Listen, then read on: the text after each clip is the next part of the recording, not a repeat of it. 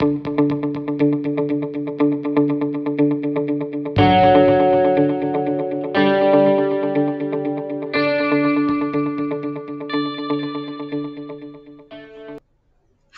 Assalamualaikum dan salam sejahtera murid-murid, terutama murid-murid tahun 2. Murid-murid telah bersedia untuk belajar dengan Cikgu Ji pada hari ini.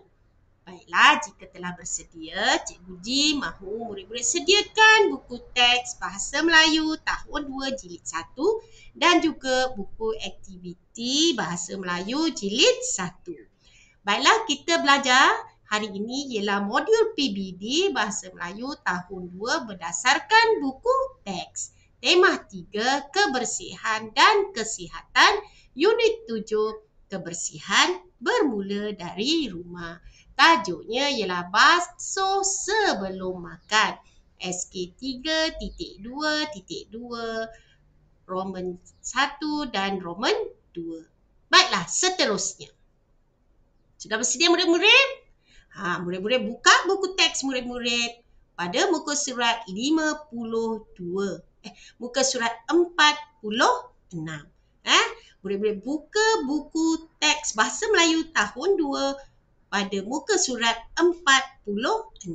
Pada muka surat 46, murid-murid akan jumpa petikan ini. Ayo kita baca bersama-sama. Murid-murid boleh merujuk buku teks ataupun melihat paparan video. Basuh sebelum makan. Menulis, aktiviti menulis, basuh sebelum makan tajuknya. Baiklah, kita baca bersama-sama. Bolehkah saya makan buah jambu ini? Tanya Hana kepada ibunya. Jadi ibunya cakap apa? Boleh, tetapi basuhlah tangan kamu sebelum makan. Jangan lupa basuh buah jambu itu untuk menghilangkan kotoran. Pesan ibunya.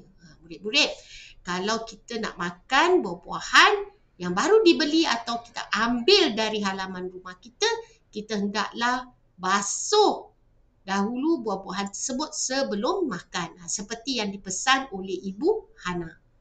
Jadi Hana jawab apa? Baiklah Ibu, jawab Hana sambil membawa buah jambu itu ke sinki.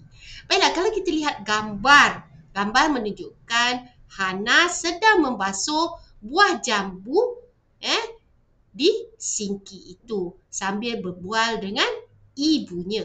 Mengapakah kita mesti murid-murid membasuh buah-buahan yang baru dibeli ataupun yang diambil dari halaman rumah kita? Betul, supaya kita dapat menghilangkan kotoran yang melekat pada buah-buahan tersebut. Jadi, Cikgu Ji harap murid-murid pun ikut seperti perbuatan yang dilakukan oleh Hana setelah Hana mendengar nasihat dan pesanan daripada ibunya. Baiklah, setelah kita baca petikan dan kita faham gambar ini, barulah kita boleh menjawab soalan pemahaman. Selalunya soalan pemahaman jawapannya ada di dalam petikan.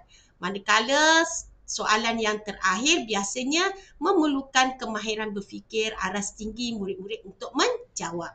Baiklah, kita cuba soalan nombor 1. Soalan nombor 1, jawapan telah diberi. Cikgu Ji nak beritahu murid-murid cara untuk menjelaskan pada murid-murid cara untuk menjawab soalan pemahaman. Kalau kita menjawab soalan pemahaman, mestilah kita jawab dengan betul dan tepat. Soalan 1. Siapakah yang hendak makan buah jambu? Siapakah? Di sini ditanyakan, siapakah yang hendak makan buah jambu? Jawapannya, Hana yang hendak makan buah jambu. Soalan kedua. Apakah yang perlu dilakukan oleh Hana sebelum makan? Apakah yang perlu dilakukan oleh Hana sebelum makan? Tadi kita dah baca dalam petikan. Hana perlu membasuh tangannya sebelum makan. Jadi tadi dah sebut. Boleh, tetapi basuhlah tangan kamu sebelum makan. Okey, yang ketiga, mengapakah buah jambu itu perlu dibasuh? Jawapan ada di dalam petikan. Dan yang keempat, nyatakan akibatnya jika buah jambu tidak dibasuh sebelum dimakan. Ini yang Cikgu Ji cakap tadi. Biasanya soalan yang terakhir ataupun soalan dalam petikan ini, soalan keempat biasanya memerlukan aras kemahiran berfikir aras tinggi murid-murid untuk menjawab. Jadi jawapannya berdasarkan pada pengalaman, pada yang kita lihat, kita tuntun ataupun diberitahu oleh ibu bapa kita, guru kita, rakan-rakan kita. Baiklah, kita hendak melakukan aktivitinya pada hari ini. Ni dia tadi petikannya. Basuh sebelum makan. Kita dah baca, kita kena baca lagi sekali. Bolehkah saya makan buah jambu ini? Tanya Hana kepada ibunya. Boleh, tetapi basuhlah tangan kamu sebelum makan. Jangan lupa basuh buah jambu itu untuk menghilangkan kotoran, pesan ibunya. Baiklah ibu, jawab Hana sambil membawa buah jambu itu ke sinki. Jadi kita lihat dalam gambar Hana telah membawa buah jambu itu ke sinki dan membasuhnya sambil berbual dengan ibunya. Jadi selalunya petikan ini murid-murid kita kena baca sehingga 3 kali baru kita faham. Kita baca petikan, kita baca soalan dan kita baca petikan dan barulah kita boleh menjawab. Maknanya kita dah faham. Jika kita membaca petikan juga kita hendaklah baca dengan intonasi yang betul dan tepat. Kenapa? Supaya bila kita baca dengan intonasi yang betul dan tepat, kita dapat memahami dan kita dapat menjawab soalan pemahaman dengan lebih baik. Baiklah, seterusnya. Aktiviti kita yang kita akan buat hari ini ialah menulis jawapan pemahaman berdasarkan soalan bertumpu dan bercapar. Baiklah, soalan pertama. Kita bincang sama-sama macam mana nak menjawab soalan pemahaman. 1. Siapakah yang hendak makan buah jambu? Jadi soalan di sini bila ditanya siapakah selalunya merujuk kepada orang. Jadi yang petikan tadi kita dah tahu. Siapakah yang hendak makan buah jambu? Siapakah murid-murid yang hendak makan buah jambu dalam petikan tadi? Hana bukannya Aira ke ataupun Alicia ke tapi dalam petikan itu ialah Hana. Jadi kita jawab siapakah? Jadi kita jawab Hana. Jadi kita ambil balik daripada soalan tadi, yang hendak makan buah jambu kita kena tulis. Jadi kita tulis siapakah? Hana yang hendak makan buah jambu. Kita ambil ayat yang terakhir ini, kita sambungkan pada nama Hana. Jadi jawapannya siapakah yang hendak makan buah jambu? Jadi jawapan yang tepat dan betul dan lengkap, Hana yang hendak makan buah jambu. Selalunya murid-murid akan menjawab Hana. Ayat yang di belakang ini yang hendak makan buah jambu, murid-murid tidak tulis. Jadi maknanya jawapan tu betul, tapi tidak lengkap. Jadi kadang-kadang dia kata, cikgu, jawapan saya betul. Cikgu Hana, memang jawapan awak betul, Hana. Tapi tidak lengkap sebab tidak tulis ayat di bahagian belakang. Jadi kita kena lengkapkan jawapan kita. Jadi kita tulis Hana yang hendak makan buah jambu. Kita ambil daripada soalan ini. Tapi tanda soal ni kita jangan letak. Kita letak tanda titik pada masa ketika kita menulis jawapan. Faham murid-murid? Baiklah. Seterusnya yang kedua. Soalan kedua, apakah yang perlu dilakukan oleh Hana sebelum makan? Tadi dalam jawapan tadi kita dah nampak. Dah baca. Jadi Hana perlu membasuh tangannya sebelum makan.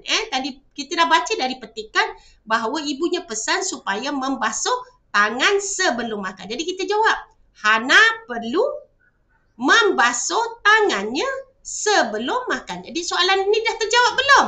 Sudah, sebab dia kata apakah yang perlu dilakukan oleh Hana. Jadi jawapannya Hana perlu membasuh tangannya. Kita ambil ayat yang belakang sebelum makan. Jadi barulah jawapan murid-murid ini betul, tepat dan lengkap. Saja murid-murid akan jawab apakah yang perlu dilakukan oleh Hana sebelum makan. Murid-murid akan jawab membasuh tangannya sebelum makan. Ini betul tapi tidak lengkap. Kita ambil Hana perlu membasuh tangannya sebelum makan. Baru kita boleh kata, cikgu, jawapan saya betul dan tepat. Lengkap. Lengkap tu yang penting. Jadi betul, tepat dan lengkap. Kita menjawab soalan berpandukan soalan yang diberikan. Jadi apakah yang perlu dilakukan oleh Hana sebelum makan? Hana perlu. Kita ambil perlu.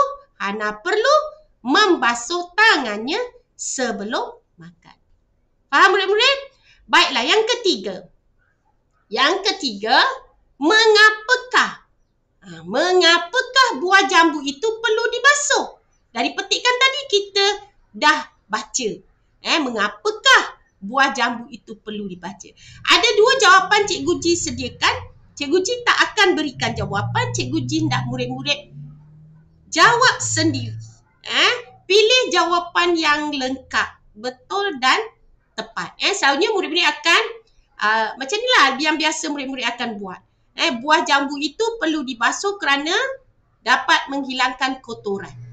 Yang B, buah jambu itu perlu dibasuh kerana dapat menghilangkan kotoran yang melekat pada kulit buah. Jawab, ada dua pilihan jawapan pada pendapat murid-murid dan pada murid-murid punya jawapan. Murid-murid rasa A atau B. Cikgu Ji beri pilihan kepada murid-murid untuk menjawab. Baiklah, jadi mesti jawab dengan betul, tepat dan lengkap. Memang kita nampak A dan B ni dua-dua macam sama, tapi kita nak yang lengkap, betul dan tepat. Faham? Okey, seterusnya. 4. Nyatakan akibatnya. Ini daripada pemikiran murid-murid sendiri. Pendapat murid-murid sendiri.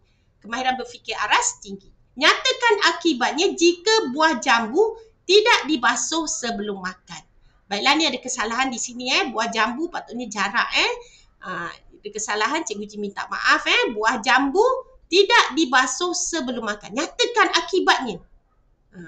Apa yang terjadi jika buah jambu tidak dibasuh sebelum makan? Ada dua pilihan jawapan. Murid-murid pilih yang paling betul, tepat dan lengkap. A, Hana mungkin akan mengalami sakit perut. B, Hana mungkin bertambah sihat. Yang mana berlaku jika kita makan buah jambu yang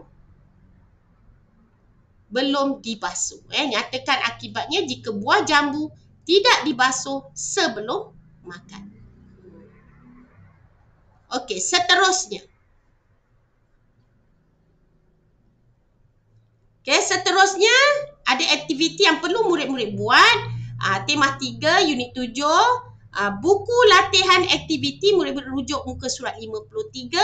Cara membasuh sayur. Baca dan pilih jawapan yang tepat bagi soalan-soalan di bawah.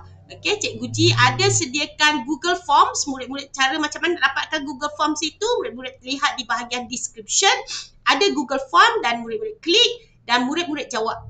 Soalan Google Form itu adalah dari buku latihan aktiviti jilid 1 muka surat 52. Murid-murid baca dahulu buku muka surat 52 ini. Kemudian setelah baca dan faham, murid-murid lengkapkan latihan aktiviti nombor 1 hingga nombor 6 berdasarkan petikan tadi dari buku latihan aktiviti murid-murid. Baiklah, Cikgu Ji hendak murid-murid buat dahulu dengan klik Google Form ini. Setelah buat ni, murid-murid barulah buat latihan yang terdapat di muka surat 53. Baiklah, seterusnya murid-murid, Cikgu Ji ingin ucapkan tahniah dan terima kasih kepada murid-murid yang belajar dengan Cikgu Ji hari ini. Jangan lupa murid-murid buat latihan yang telah Cikgu Ji amanahkan. Google Form boleh terdapat di bahagian description. Bye, jumpa lagi.